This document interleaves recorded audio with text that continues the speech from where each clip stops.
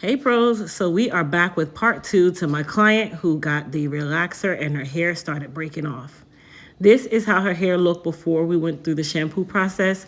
So I invite you guys to go and check out that video. That was the video that I posted yesterday of the shampoo process with her hair really just being all over the place at this point.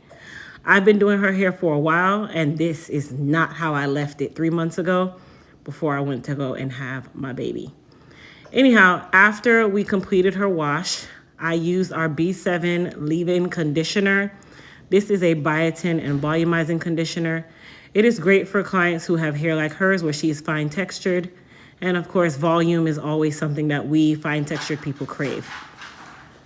Now, once I did that, I did put it under the dryer for about 30 minutes. This is something that I also encourage you guys to do as well. Instead of just going in and blow drying your hair from the point of it being 100% wet, I would really say sit under a hooded dryer, allow it to air dry for about 15 minutes, even if you can only do 15 minutes.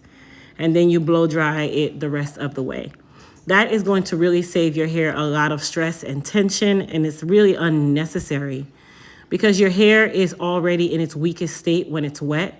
So you do want to do your best by just leaving it alone and allowing it to air dry so that it is a little bit stronger and the elasticity is a little bit better before you go in and blow dry your hair. Now, I cleaned up the nape of her neck because that was a request of hers. Of course, that's not something that you have to do. And then because her roots are definitely natural, I went ahead and used my flat iron just to soak her roots out just a little bit. Now, she is still relaxed, you guys. You can call this transitioning because she is planning to transition from relaxer to natural again. And when she first came to me, she actually had, her hair was natural back then, and then she decided that she wanted a relaxer. So I know that her hair will thrive on either end because she takes very good care of her hair in regards to just making sure that she is keeping up with her appointments, that she is doing the maintenance that's required. Like I said, you guys, she drives 3+ hours to come and get her hair done by me. And I am so appreciative of her because guess what? There's a billion stylists out there and she did not have to come to me. Now, while I am flat ironing her hair, let's talk a little bit about aftercare for her. Because she's transitioning, does that mean that she's going to neglect the hair that's relaxed? Absolutely not. A lot of you do this when you are transitioning where you forget the fact that you are still relaxed. You still have about 90% relaxed hair. You still have to take care of that relaxed hair and that natural hair all at the same time. But which one are you going to cater to the most? The natural hair or the relaxed hair? I want you guys to comment down below and tell me, in a situation like her, where she's transitioning right now, she has a little less than an inch of new growth. Is she going to cater more to the natural hair or to the relaxed hair? So you guys comment and we'll see who gets the answer right. In the meantime, her aftercare is going to consist of just making sure that she is treating her hair, regardless if it's the relaxed or the relaxed or the natural section. She wants to just make sure that she is keeping her hair hydrated. She's not allowing it to dehydrate, which is another common mistake that a lot of transitioners make. You allow your relaxed hair to dehydrate, thinking that everything is going to be a-okay, and that is how you get breakage. While we know that you are transitioning to natural, you want to eliminate having a situation where the hair just starts to break off and then it starts to take all of that beautiful natural hair with it. Okay? So you want to just make sure that you are in tune with your hair at all times. Transitioning is a strenuous process on the hair because it's confused and it doesn't know what you want it to do. And your hair is going to do whatever you tell it. Now, another thing that I will mention in regards to aftercare, let's talk about shampoo and conditioner. What is she going to use? What is really working for her from this point on? Well, because she's dealing with the damage, I definitely recommend the B7. I definitely recommend the Hair Repair and Restore. I tell you guys this all the time, hair care is not a one-size-fits-all. You are not going to use the same shampoo and conditioner every single time. And because you guys are my elite pros, this is something that I want you guys to learn. So going forward, when you are doing your hair care at home, you know exactly what your hair needs and when it needs it. Now, I want you guys to also take a look at the hair that I'm flat ironing right now. That is right in the crown area of her head. It is definitely broken, you guys. She has a lot of split ends. And in my professional opinion, I think there was a situation where it was a little over processed. Maybe the relaxer stayed on just a little bit too long, and the stylist probably pulled the relaxer all the way through. And that is not something that you're supposed to do on already processed hair unless absolutely necessary. So this definitely gives me an idea of what really happened, but I'm not going to be the stylist that bashes another stylist. I'm just assuming with my professional opinion. But at the same time, you guys, it's neither here nor there. It's already happened. So let's move forward and figure out a plan of action and what we are going to do to really help my client to have a better day.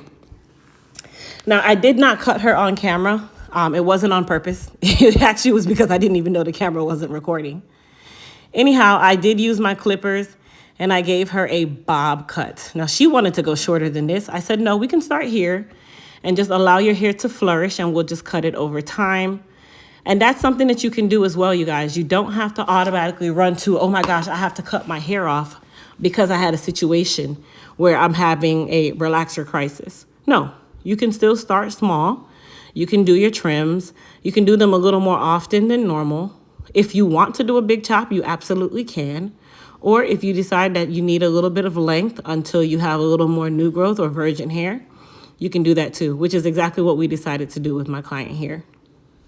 I also want you guys to take note that her hair is super shiny, and I have not applied any type of product to her hair outside of what we were doing in the conditioning and shampoo process. So as I mentioned in the previous video, we did a Repair RX protein treatment on her. We did a hair repair and restore shampoo, and then we did a cocktail with the hair repair and restore shampoo plus a little bit of B7 shampoo. Now, this is something that you guys can do at home, and I encourage you guys to cocktail our products. You will see a huge difference in your hair care. Your hair is going to appreciate you for even just doing the cocktails because you're giving it more than one treatment at a time. Now, if you guys can tell, her hairline is definitely a little bit sparsy. So I did put a little bit of our B7 Edge Repair and Restoration Cream on. This is a leave-on treatment for the hairline in its entirety. It's not just the front, okay? A lot of us think that your edges is just the front. No. So I put a little bit on the hairline, and then from there, I put a little bit of edge control on there, which is our Elite Control Edge Control. And that's just to kind of smooth her hairline out. Now, remember, you guys, she is not relaxed, so we definitely are going to have to manipulate this area to make it appear like she has a relaxer. And definitely the Elite Control Edge Control can do that. I stand firm on my edge control. It's been a long-standing product for me.